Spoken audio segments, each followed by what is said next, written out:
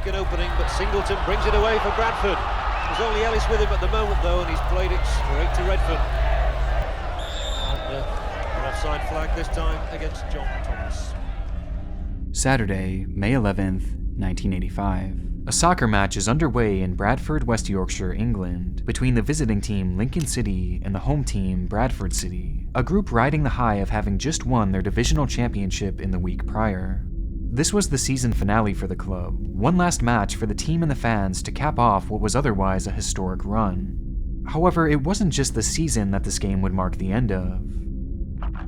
At the time, Bradford City played their matches at a site called Valley Parade Stadium, with the facilities growing a reputation around the league as being incredibly outdated, and to many, downright neglected. The awnings that stretched over the fans were made of old rotted wood, while underneath the stands were heaps of old trash that would pile up all throughout the season and rarely if ever be cleaned. The whole place was a mess, and the city knew it too, which eventually led to their decision to just rebuild the stadium completely, with plans being set to tear the whole thing down soon after the game would end. But as it turns out, fate wasn't willing to wait quite that long. Within the stands, a spectator was watching on, enjoying a cigarette, taking one last drag before flicking it out of his hands, eyes still locked intently on the game, failing to notice that the cigarette butt had slipped through the floorboards of the bleacher and landed on the ground below. This almost immediately caused a small fire to break out, which was noted by the commentator John Helm. We've actually got a fire in the stand on the far side of the ground, and that looks very nasty indeed. Despite the cigarette only being dropped a minute or so before, the fire was already visible from the stands, as within that old stadium was the perfect makings of a disaster. When that cigarette fell to the ground, it didn't just land on the grass, because the grass was likely not even visible at that point, and was buried under mounds and mounds of garbage that acted as the perfect kindling for the blaze. And that wasn't all. Remember, one of the main sticking points of the rebuild was the fact that the awnings that reached above the fans were made entirely of that old wood, meaning that you had heaps of kindling, tons of wood, and now a spark, with the final fatal factor being that it was a windy day. It was the perfect storm, and the results were devastating. These quite astonishing scenes, and I've just seen the police leading a couple of people out of the ground. They're having to leave the pitch, and obviously they're back in the tunnels. The heat is now becoming tremendous. The black pall of smoke is rising hundreds of feet in the air.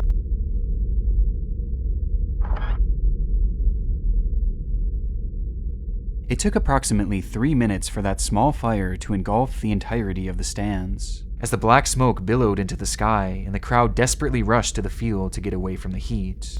And the whole place is scorching.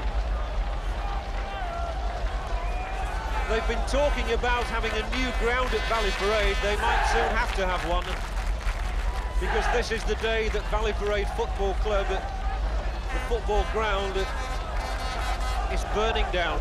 The footage is highly disturbing, so much so that I can't show the entire thing. But during this time, however, a radio broadcast was on air, with the audio giving us a good idea of just how chaotic the scene was, and the moments when the blaze really erupted. We're on fire here at Valley Parade. The whole end of the stand at one side is actually in flames now. I can see the orange of the flames. The game is actually stopped here at Valley Parade, and people are running around. They're running around beside us. They're running around all around us, and people are saying, get onto that pitch. The whole stand is on fire, Tony. It's an absolute, it's spreading quickly. There's going to be problems, Tony. Let's get all those people out of there. Let's get those people. Just take your time. Don't rush. Don't push. Wait for the kiddies. People are coming round us. You can hear the heat, the smoke coming everywhere. We are going to have to disconnect very shortly, because it really is flaming all the time. We're taking a break. We're getting out of here. In the stands that day were approximately 6,000 people, and based on the footage, many of whom were able to run to safety very quickly, which gave a sense of hope that the ordeal might end in minimal casualties. Though there was another side of things. Those who chose not to run towards the field opted to go the opposite way, as there was an entrance and exit located directly behind the stands where the fire had started, and when the crowd managed to make their way to this exit, they were met with a disturbing revelation. the gates were shut. And those that were open or busted open were also blocked by slow-moving turnstiles, some of which being locked themselves. And as the crowd began pushing more and more to get through these turnstiles, it in turn led to a crush of humanity, with everyone piling on top of one another as the fire slowly consumed them.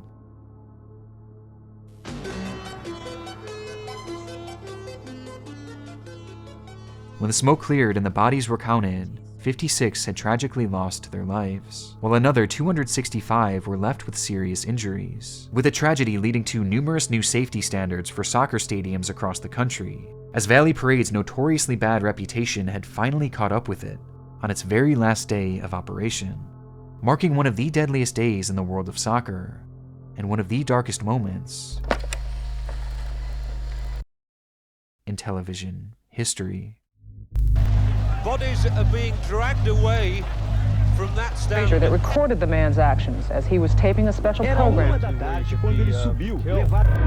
Oh my God! Oh my God!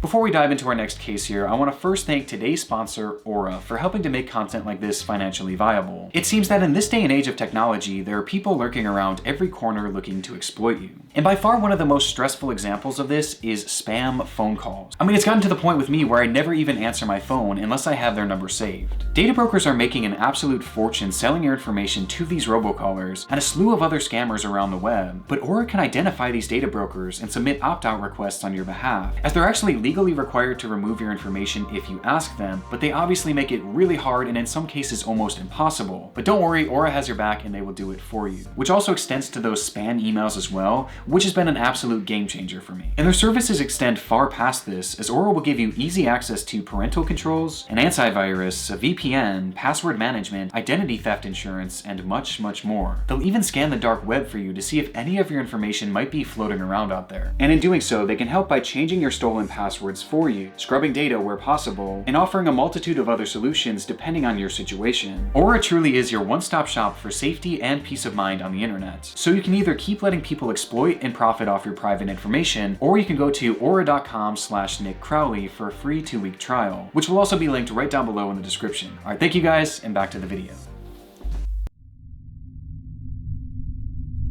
Hey kids and parents, get two parents. You remember when? Well, it's back again. The world of television is no stranger to death-defying stunts. From the very beginning of broadcasting, viewers have been captivated by the sight of people risking their lives to pull off these seemingly impossible spectacles. But while most of these performances are done by trained professionals, perhaps one of the strangest television stunts ever performed was one done by a man with hardly any training at all. Adelir Antônio de Carli.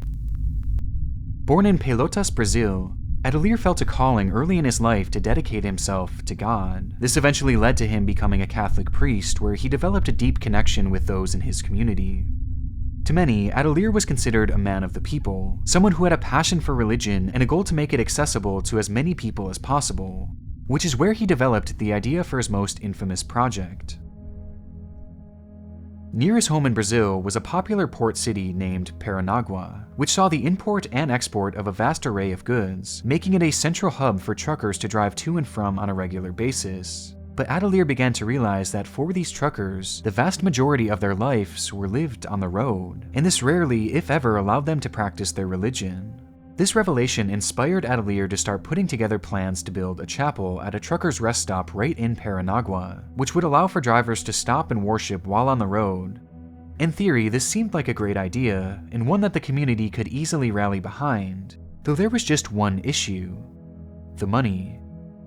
Building a chapel and maintaining it was not going to be cheap, and far exceeded what was possible with just his salary, making the whole thing seem like more of a dream than anything, unless he could somehow find a way to raise the funds, which is when he had the idea. He was going to create a public spectacle, one where he would attach himself to hundreds of helium-filled balloons and take off into the sky in a process known as balloon clustering. Believe it or not, this was actually a somewhat well-known stunt at the time, as popularized by a man named John Ninomia, whose footage was shown on numerous television stations a few years prior in 2006. And perhaps having been inspired by this, Adelir viewed the stunt as the perfect opportunity to fund his chapel, with his plan being to break the world record of 19 hours in the air, and in doing so use the publicity to gather donations. But the only problem was, he had no experience whatsoever. He had gone skydiving numerous times before though, and he believed that his familiarity with that would help him to break the record in no time. And so, on January 13th, 2008, in the city of Peyer, Brazil, over 600 balloons were filled with helium and attached to a chair, which Adelir was then strapped to. He began to lift off the ground, quickly floating high in the sky, as the news cameras were there to film it all. The flight saw him travel roughly 17 miles and reach an altitude of 17,000 feet, highlighting just how dangerous of a stunt this really was. But despite his lack of experience, after around 4 hours, he would touch down safely in Argentina, marking the end of his first successful flight. It was a promising start and inspired Adelir to continue planning and prepping for his next attempt, which he resoundingly told people would break the world record. In preparation for doing so, he took part in various jungle survival training exercises, and even took up mountain climbing, as he knew he would be flying over remote regions which left him at risk of being stranded somewhere in the wilderness.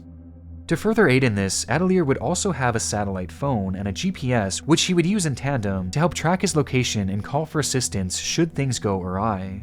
It seemed that Adelir was ready for anything. But on April 20th, 2008, as a crowd gathered around to see this man attempt this record, the weather began to take a turn for the worst. During his first flight, the skies were sunny and the winds were calm, but on this day it was gloomy and the rain was falling hard off and on, putting the whole stunt in jeopardy. But Adelir remained confident, boasting that thanks to God he would have perfect weather when he was on his flight. Porque eu vou subir acima dela. 10 minutos eu ultrapasso ela. E depois vou voar sempre em tempo bom. And despite some trying to convince him to push things back, he knew that the crowd was there for him. And this was his chance to secure funding for his dream project. Com essa quantidade de balões, o padre deve viajar a cerca de 5.000 metros de altitude. Com ele lá em cima, vão estar ainda um telefone celular por satélite, GPS. Chegando a Dourados, no Mato Grosso do Sul. O tempo estava fechado, mas o padre insistiu em voar. Era 1 da tarde quando ele subiu, levado por 1.000 balões de gás coloridos. Pretendia bater o recorde. And with that, he was off, soaring quickly into the sky where he eventually disappeared into those thick rain clouds. For essentially all of his flight, those clouds made it practically impossible to see the man, which was further exasperated by the fact that this time he had used 1,000 balloons, as opposed to 600, which brought him to an even higher elevation, this time touching almost 20,000 feet. But just because he was out of sight, that didn't mean that we couldn't hear from him, as he would soon call down to a local news station to share a somewhat concerning update.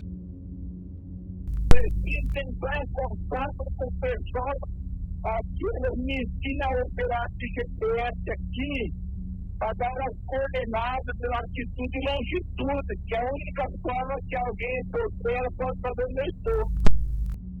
Despite dedicating countless hours of training before the flight, there was one thing that Adelir had failed to prepare for: the GPS, as he was never shown how the device actually worked, and he only realized that he had no idea how to operate it once he was already at his peak altitude, meaning that he was essentially flying blind. The course he had set out on was set to see him travel 400 miles inland to a city named Dourados, and by his prior calculations, the wind should have still been taking him at the very least in that direction, which for a moment gave him a sense of calm, as he trusted the preparation even if he didn't know his exact coordinates. But after a few hours, as the moon began to rise, so too did the panic within Adelir, as he caught a glimpse of a strange sight on the horizon: the ocean. Somehow, the wind had done a complete 180, and had blown him in the exact opposite direction that he had prepared for, and before he knew it, he was flying directly over the sea, with no way of stopping himself or even slowing himself down, as he was now flying alone into pitch blackness. Adelir called his team and requested they send rescue, but there was no way to give his exact location, and by this point, he was already nearly 40 miles out to sea.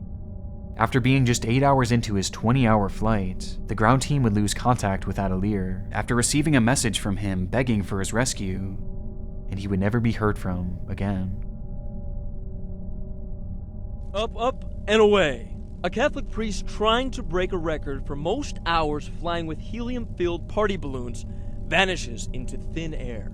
The subsequent search for Adelir was broadcast heavily all across the world, with the media dubbing him as the Balloon Priest. And after nearly 9 days of searching, the only sign of the man was his balloons. They were found detached and floating in the ocean, with there being no sign of the priest whatsoever, leaving his fate as a total mystery.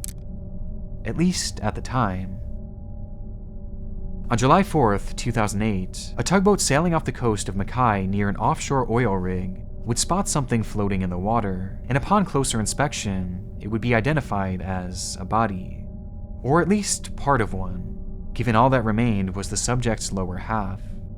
And upon DNA testing, it was confirmed that it did in fact belong to Adelir Antônio de Carli, who likely crashed into the water and drowned, only to be picked away at by various predators of the ocean, thus ending the Balloon Priest's saga in a tragic, yet for many, unsurprising manner.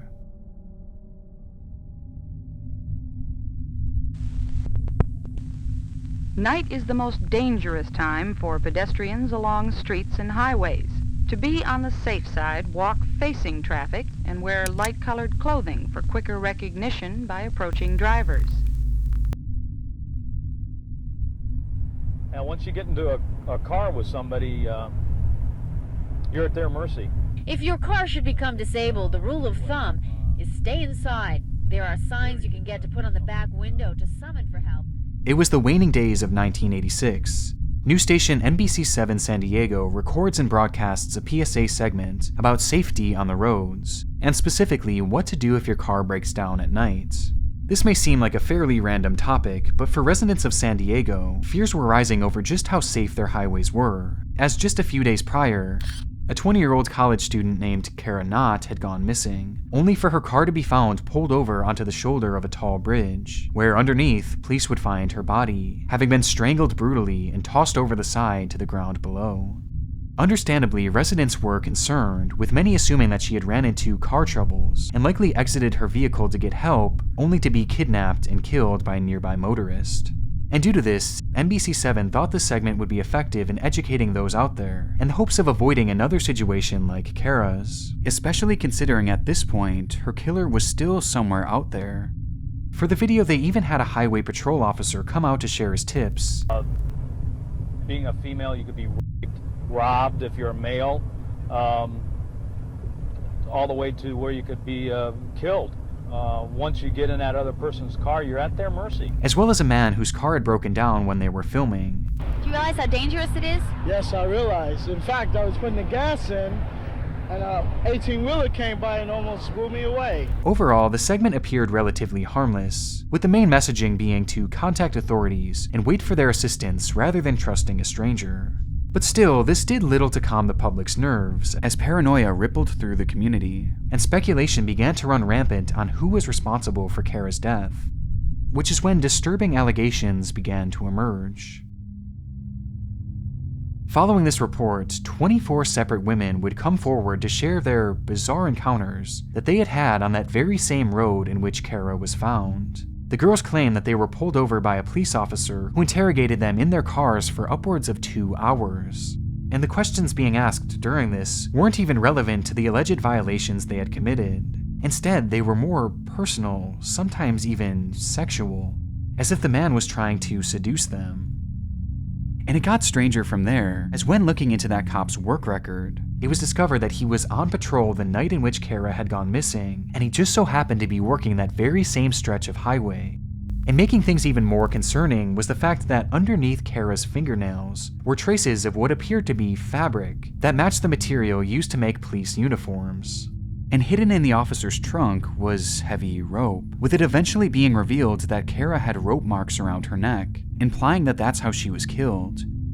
But what does make these accounts so important and so relevant to the topic at hand was the fact that the officer being named by every single one of these women was a man named Craig Allen Peyer.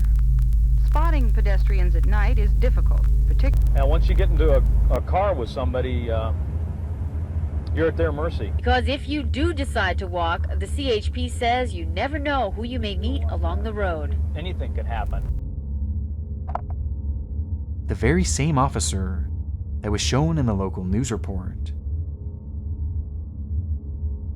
It would eventually be revealed that on December 27, 1986, Craig Allen Peyer pulled over Cara Knott, flirted with her, raped her, strangled her, and then threw her body off a bridge. Only 2 days later appear on this PSA and try and teach the public how to avoid being kidnapped and killed alongside of the highway. All the way to where you could be killed.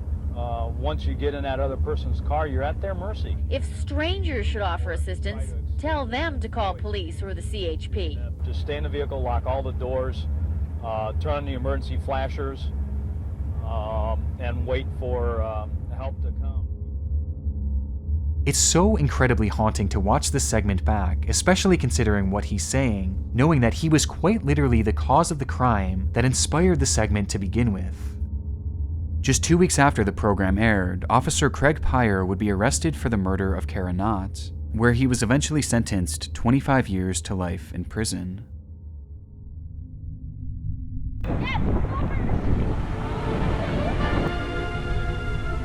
Niagara Falls, Ontario, Canada. One of the most famous natural spectacles in the world. Oh my God! Oh my God! Considered one of the most visually stunning locations in the United States, and even across the world, the 3 waterfalls that make up Niagara Falls offer a unique blend of beauty and violence, making it no wonder why tens of thousands of people visit the area every day, just to take in the awe-inspiring views and that unbelievable rush of water. But on March 20th, 2003, as a typical crowd gathered to take their photos, their attention was captured by something far different than the scenery. Something that couldn't have been possible. It looked like a man in the water. Though he wasn't being swept over and he wasn't moving at all, he was just standing there, at the very edge of the falls, staring off into oblivion. Police were immediately called to the scene as a panic arose, and within minutes, rescue crews would begin their work, along with a cameraman from a local news station.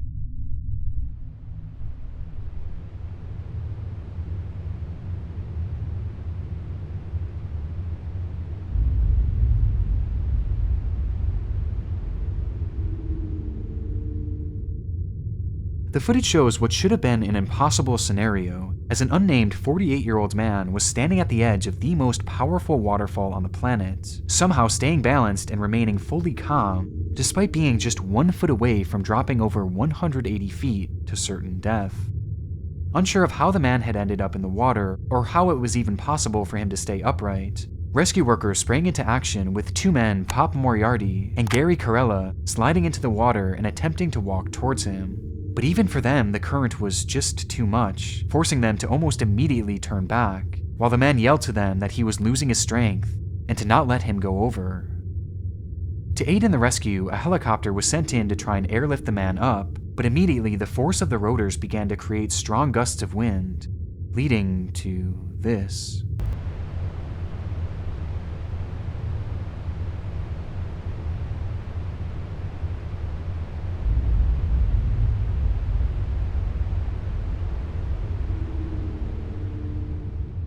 Now the man lay there, feet dangling over the edge of the falls, as the freezing cold water pelted him relentlessly.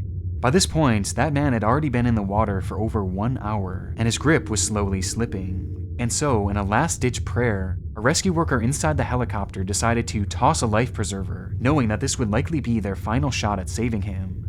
And miraculously, the current caught it and brought it directly to him. With every bit of strength he had left, the man would let go of the rock he was clinging to and lunge towards the preserver, grabbing a hold of it as crews on shore began to pull him to safety. Or at least, they thought. As he was being towed to shore, the man approached what looked to be land, though in actuality this was an ice shelf that extended out over the water, meaning that the black line you see here isn't actually land, but instead a small opening between the sheet of ice and the water itself. And within that small opening, the rapids were raging at tenfold due to the increased pressure of the small size. And so, while the man was being pulled towards rescue workers, he was almost immediately sucked underneath, pinning him in an immovable situation. Moriarty and Carella knew that they had to engage once again, or else the man was certainly going to drown, with their testimony later on showing just how dire the situation had become. He just told us, let me go. He just gave up. He said, save yourselves, let me go, let me go. But the rescue crews had come too far to just give up, and despite the pressure of the water becoming almost too much to bear, Cara slipped a harness around the man and gave the signal for the group to be lifted up.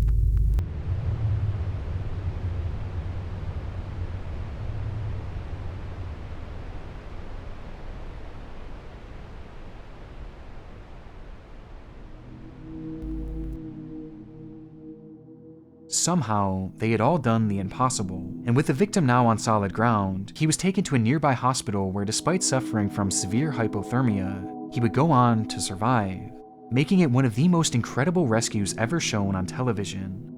But with the victim now safe, it was time to figure out what exactly had happened. Well, apparently, the man had lost all of his money due to a crippling gambling addiction, even gambling away the last of his family's own cash, losing everything and everyone in the process. And he entered the water that day, hoping to make it his last. But as he drifted towards the edge, he suddenly had a change of heart and decided to fight for survival. And somehow, when trying to stop himself, his foot became lodged in between two rocks, which also aided in shielding him from the rushing current, allowing him not only to stay there, but to stand upright. It's unknown what happened to the man from here, as he's understandably never been named publicly, but I do hope he managed to find some peace and purpose, as his story is one of very few of this nature with a happy ending, especially within Niagara Falls, as the area has become a hotspot for attempts just like this, the vast majority of which sadly end successfully. And as it turns out, one such example of this was captured when the cameras happened to be rolling. Fraser that recorded the man's actions as he was taping a special program with Phil Kavitz. It is Phil's voice you will hear on the tape. Factories, hotels, and other buildings line the river. As TV host Phil Kavitz is recording a program for the local nightly news in Buffalo, New York, he did so near the mouth of Niagara Falls, where the rapids are raging in a particularly fearsome manner. When suddenly, buildings line the river. Then Frederick Olmsted started a campaign to persuade. We see a man come running from the brush and leap directly into the water. For obvious reasons, I can't show what happens next, as the water begins to sweep the man towards the edge of the falls, but the audio alone is sufficient in showing just how traumatic the moment was for the news crews watching on. Factories, hotels, and other buildings line the river. Then Frederick Olmsted started a campaign to persuade New York to buy the land. Oh my God! Holy sh**! Oh my God! Oh my... Oh! As they watched in horror, the man was dragged to the edge and then swept directly off, going over head first and standing no chance of survival. According to the report, the man was never identified and his body was never found, likely having been pinned by the impossible force of the water at the bottom. But what I find most chilling about this video is the fact that it's only seemingly been archived in this poor quality, which makes deciphering details about it incredibly difficult. However, there were many who watched the program on TV the day after, as the news station actually aired this footage for the world to see, and one particular account has haunted me since the moment I first read it. I remember seeing this when it was first broadcast, freaked me the hell out. It wasn't a worn-out videotape back then, and the image was a lot cleaner. The guy looked at the news crew and into the camera when they started yelling, creepy and sad as hell. Despite being known for its beauty, there is a dark side to this amazing location, and one that has become, and likely will remain, no stranger to the world of television.